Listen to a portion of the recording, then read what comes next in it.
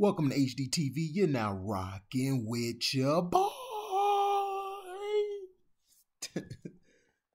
Man, shout out to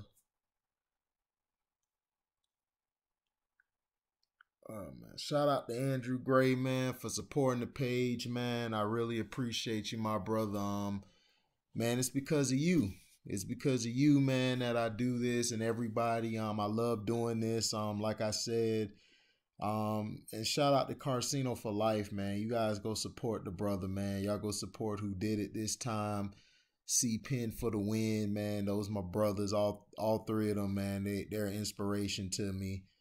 You know, they give me this. So does Andrew Gray, man. I really appreciate it, Andrew, man. Like, for real, you don't understand. Much love, dog. I really appreciate it.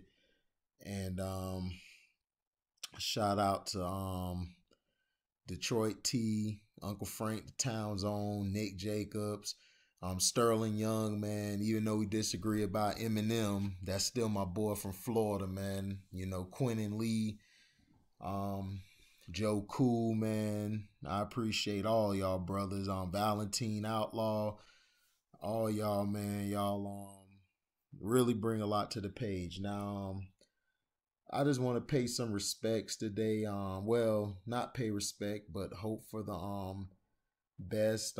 First off, I want to give Dr. Dre a shout out, man. I hope he gets better. You know, he had a brain aneurysm and he's in ICU. LL Cool J has revealed, you know, that Dre is recovering nicely. In a tweet he posted about an hour after the news broke that Dr. Dre experienced a brain aneurysm on January 4th and was rushed to the hospital. Dre is reportedly in an ICU, you know, after suffering a brain aneurysm, and that's nothing to play with. On Tuesday evening, TMZ reports that the legendary hip-hop figure was rushed by ambulance to Cedars-Sinai Medical Center in Los Angeles on Monday. According to the report, Dr. Dre, 55, is stable, but doctors are running numerous tests as they are unaware of what caused the aneurysm. He has stayed in the ICU since he was admitted to the hospital, where he is lucid. A brain aneurysm is a bulge or ballooning in a blood vessel. An aneurysm in the brain can leak or rupture, causing bleeding. Up until this point, Dr. Dre has seemingly been the picture of good health. As he nears his 56th birthday next month on February 18th, the lauded producer has appeared to be in shape and have no visible ailments. Personally, the Chronic creator has been going through a divorce with his estranged wife, Nicole Young. Last June, news broke that the couple were going their separate ways after Nicole filed for divorce following 24 years of marriage with Dr. Dre. She cited irreconcilable differences as the reason for the separation. Since then, the battle between the exes has been unpleasant. After she filed for divorce, Dre revealed he had a prenup. She then contested the $1 billion prenup. In '96, Young reportedly signed a prenup when the former couple were married.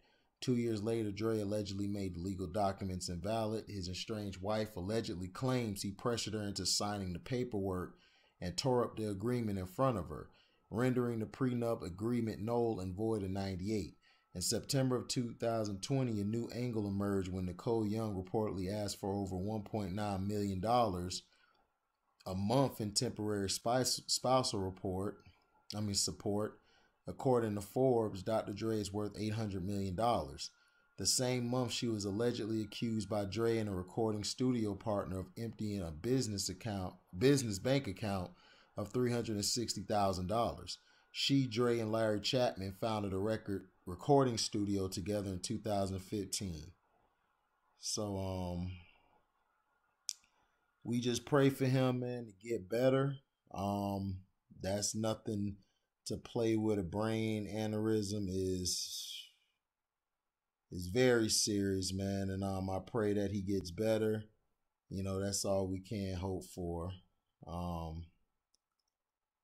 So prayers are up for you, Dr. Dre. Hope you get better. Now, we have somebody we lost in George R Carruthers.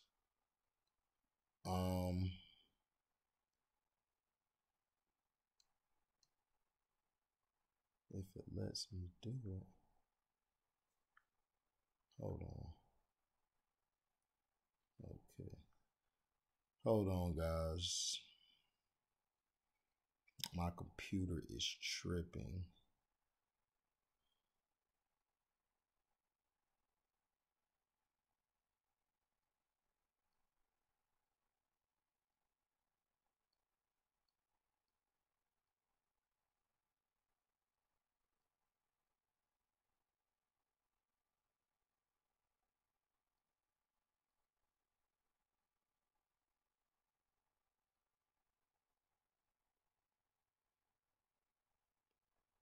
Okay,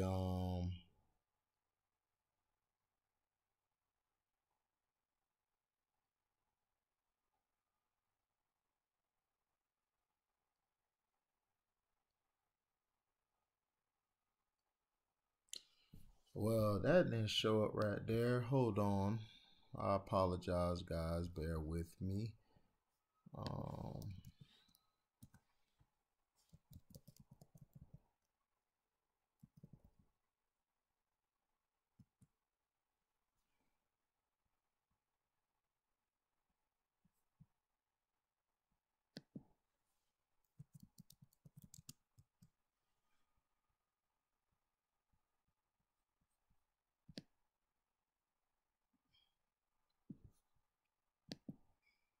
okay.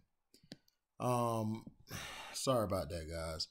George R. Carruthers, a scientist who designed the telescope that went to the moon, dies at 81. I believe he died on December 30th or 31st.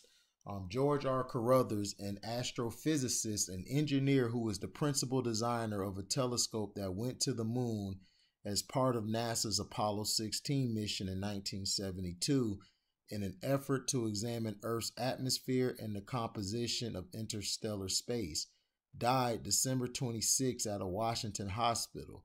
He was 81. His brother Gerald Carruthers confirmed the death, saying Dr. Carruthers had dementia and other ailments. Dr. Carruthers, who built his first telescope when he was 10, had a singular focus on space science from an early age and spent virtually his entire career at the Naval Research Laboratory in Washington. He was one of the country's leading African American astrophysicists and among the few working in the space program. He began working on his Apollo telescope in 1969 when NASA posted what was called an announcement of opportunity to design experiments for Apollo space flights. In November 1969, 4 months after the first astronauts walked on the moon, Dr. Carruthers received a patent for an image converter for detecting electromagnetic radiation, especially in short wavelengths. In other words, it was a special kind of ultraviolet telescope or spectrograph that could observe radiation and other properties in space. Another scientist, Thornton Page, proposed a similar idea, and the two joined forces for the NASA project with Dr. Carruthers as the principal investigator.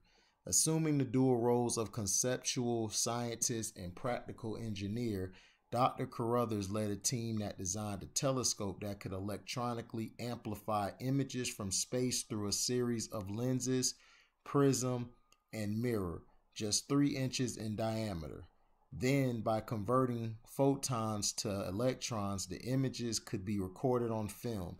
In 1970, an early model of his telescope was included in an unmanned rocket flight that found the first evidence of molecular hydrogen in interstellar space.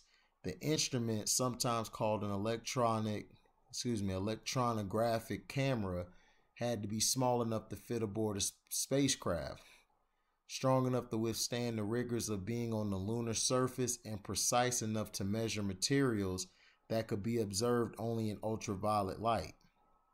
Plus, it had to be manipulated by an astronaut wearing a spacesuit and thick gloves. There was still a dichotomy between engineers and scientists. In his early years at the Naval Research Laboratory, Dr. Carruthers said in a 1992 oral history interview with the American Institute of Physics, When I talked to engineers, especially when I wanted to get parts made in the machine shop, they had sort of a negative attitude towards scientists because they felt that scientists didn't know how to design things. They weren't skilled at putting things together. They were all thumbs. They sort of found it strange that I was claiming to be a scientist, yet I was doing all my own drawings and doing a lot of my own assembly of parts.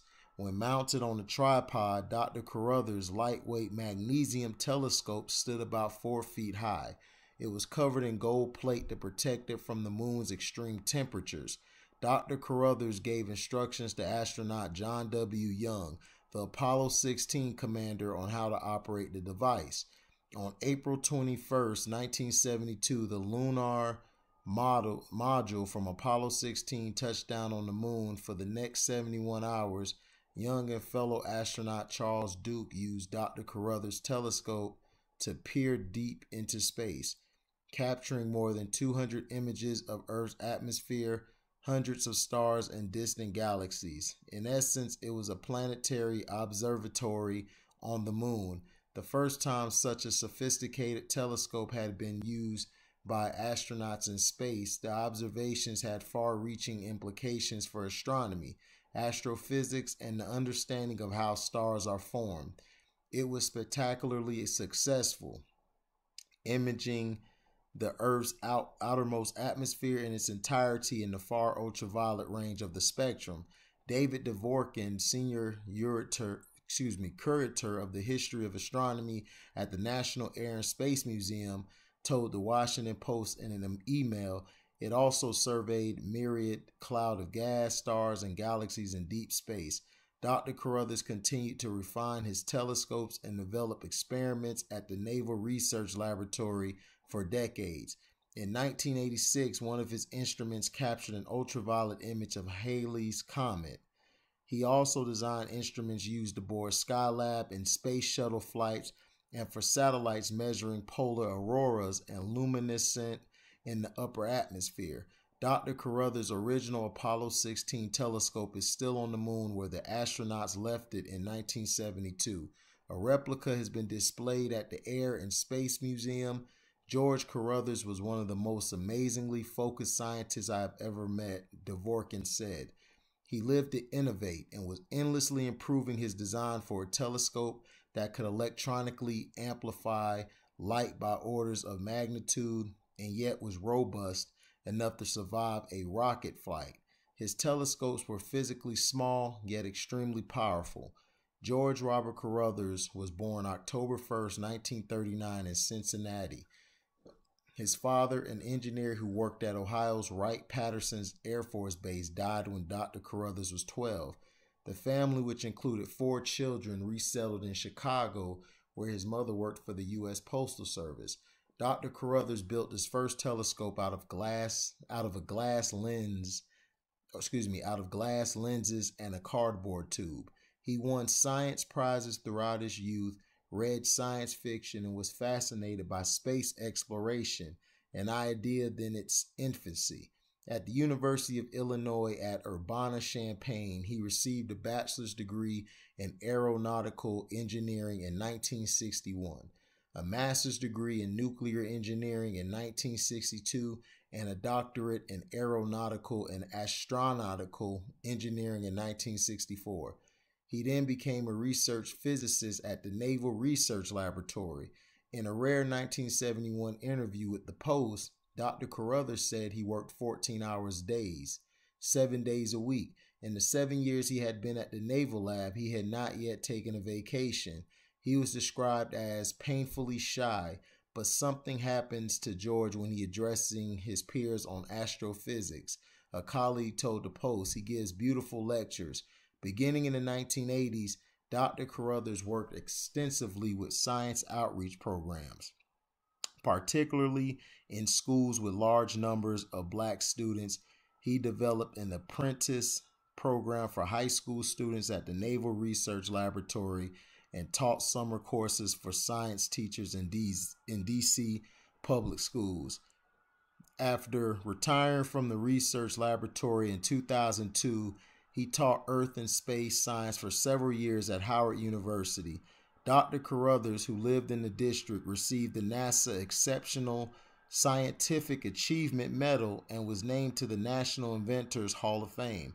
He also received the National Medal of Technology and Innovation, presented by President Barack Obama at a White House ceremony in 2013. In 1973, he married Sandra Redhead, who died in 2009. Survivors include his wife of 9 years, Deborah Thomas, and 2 brothers. Dr. Carruthers seemed surprised when a Post report asked him in 1971 whether he had any hobbies. Hobbies, he said. The projects we have here are so varied that it's hardly necessary to have a hobby. So that was something on Dr. George Carruthers. Go look him up. If you're in astronomy or love looking at the stars and that, look up Dr. George Carruthers. Very good man, very smart and bright. Rest in paradise, my brother. You are appreciated. You've done a lot. Now, the last thing I wanted to pay my respects to is Jerome Dickey, best-selling author and chronicler of Black life. He died at 59. As a reader, he made you feel like you mattered, said author and book club member Lisa Renee Johnson. A few years ago, publishing executive Linda Duggins showed up at the National Book Club Conference annual event in a knee-high boot cast, the results of a broken foot. Jerome Dickey, the New York Times best-selling author who chronicled Black life and love in his novels, could not bear the thought of Duggins limping around Atlanta. I was in front of the conference hotel on the way to one of the many gatherings when Eric drove up. Duggins, the senior director of publicity for Grand Central Publishing, told NBC News he opened the car door and told me to hop in. Most well-established authors are accustomed to car service and media escorts, but Eric assigned himself as my driver for the duration of the conference. That was Eric. That memory came to Duggins as she reflected on the accomplished life of Dickey, who died Sunday from cancer. He was 59. We lost a literary giant, she said, and a great man. Jerome Dickey was one of the kindest and funniest brothers, literary rock stars that I knew. His smile arrived well before he walked into any room.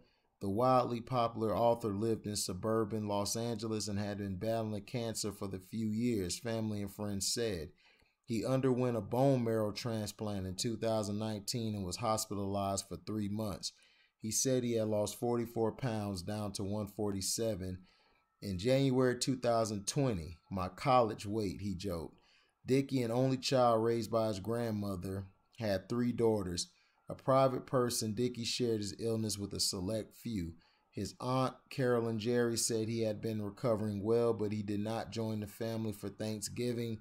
Instead, he had a friend pick up a plate for him. When Christmas came, Dickey passed on a plate, which alarmed Jerry. I told my husband, Daryl, something's not right. Eric always would take a plate and freeze it if he had to, she said. He had been doing so well, really well, but it was then I got concerned. He said, Auntie, I don't feel like anything. I'm just going to have soup. That wasn't like Eric. A prolific author, Dickey published 29 novels that ranged across genres, including contemporary fiction, romance, erotica, and suspense, selling more than 7 million copies in all. He grew up in Memphis and graduated with a degree in computer science from Memphis University, where he was a proud member of Alpha Phi Alpha fraternity. He lived in Atlanta for years before moving to View Park, California. Alpha Phi Alpha member Roberto Young described Dickey as a good brother who never forgot his roots. Best known for his books Friends and Lovers, Sister Sister, and Finding Gideon, among others, Dickey was too ill in recent years to attend book fairs where he basked in interacting with his legion of adoring fans. I wish I could travel and be there with the crew. He said of not being up to returning to the National Book Club Conference in 2019. Those are my beautiful, fun-loving book reading, melanin-blessed peeps, and the ATL is my second home. This time next year, I hope to be much better, laughing and beyond this little pothole that's trying to slow me down. Dickey's luminous smile and disarming demeanor put fans at ease. His humor, wit, and charm made him a reader's favorite. His work captivated. The New York Times wrote of him, Dickey fans flocked to his readings. He's perfected an addictive fictional formula. He would travel to exotic destinations like Barbados and Argentina and live for months as he crafted his next novel. Oh my God, he was a wizard with words, said Lisa Renee Johnson, an author and book club member in Oakland, California. I loved how you could feel and see his stories. Locations were a character in his books, and his characters were living, breathing people. Beyond that, though, he was such a cool dude as a reader. He made you feel like you mattered.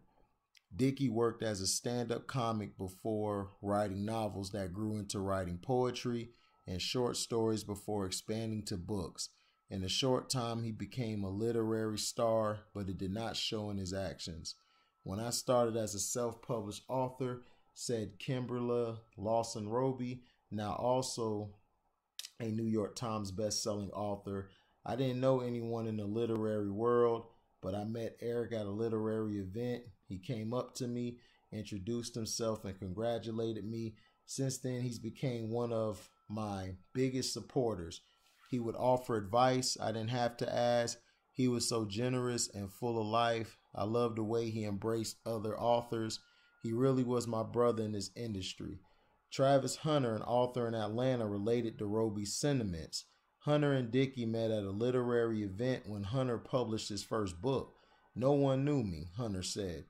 Eric took me in the room with him and introduced me to everyone. Within 5 minutes of meeting him, I met some of the top agents in the industry. He was totally responsible for my whole career. But he was not just my literary brother, Hunter said. We formed a genuine friendship. He didn't have a superficial bone in his body. I stayed at his house when I was in LA. Even when he wasn't there, when I was negotiating a book deal, he didn't want me to take a bad deal because I needed money, so he paid my bills for a few months. When I got the deal and sent him a $6,000 check, he sent it back. He said, all good, bruh. That's who he was. When word of Dickey's death reached social media, countless readers he connected with over the years expressed their shock and pain. Jocelyn Lawson of the Sweet Soul Sisters Book Club in Washington, D.C. said she found the news hard to believe when she saw it posted on Facebook. I've known Eric for 10 years. Lawson said he was an amazing person as well as a writer. Through his books, I had great journeys. Dickey enjoyed and appreciated his fans, but was often reluctant to take center stage at literary events. Eric was an integral part of making the National Book Club Conference's magic come to life, Duggan said. He rarely wanted to be in front of the room giving a talk. He was happiest sharing what writing meant to him in the company of fellow panelists. Aspiring authors and the readers who loved him were delighted to be in his space. Eric cared about Black writers. Janice Aaron of Odyssey's Book Club Network in California recalled meeting Dickey over the phone through Jerry, his aunt. He put us on hold for a minute, Aaron said. Then he came back and talked for an hour. It's rough, Jerry said. My husband and I are taking turns comforting each other. Eric was a joy. Added Duggins, I will miss his kindness and humor and the conversations about books and publishing the most. Straight up, we all loved him. So I just wanted to pay my respects to Eric Jerome Dickey, who is a great author. My mother, when she had a bookstore, we used to sell some of his books. He's a very, very inspirational author. And this just goes to show you that us as Black people, we don't have to be rappers or singers or basketball, football players or athletes, or gangsters, thugs. We don't have to be none of that. We can be an astrophysicist like George Carruthers. We could be an author, an aspiring author, like Eric Jerome Dickey. We can be, we can innovate. We can innovate like Dr. Dre did, starting out as a producer and making beats and producing CDs to owning beats, partially owning beats, excuse me. So those are things that we look at. But Dr. Dre, man, get better soon. And keep on striving for greatness. I hope you get out. I hope you and your ex can settle the divorce. I hope it doesn't wear you down. I know it has been, but I just pray for you to get better, man. Your music, I enjoy it. Love your inspiration, what you brought to the table. Just keep on striving, man. We can't wait to see you back up and at it. And rest in paradise to George R Carruthers and to Eric Jerome Dickey. You both are appreciated, and you have inspired a lot of young brothers to follow in your footsteps. Thank you for listening. Like, comment, subscribe, share this, hit the notification bell to select all to receive upcoming notifications. And if you would like to donate to the page, you can cash at me at the word welcome, the number 2, and then HDIITV. And it's under Harry 2. So you'll be able to find me. Thank you for listening, and we are out. Deezy.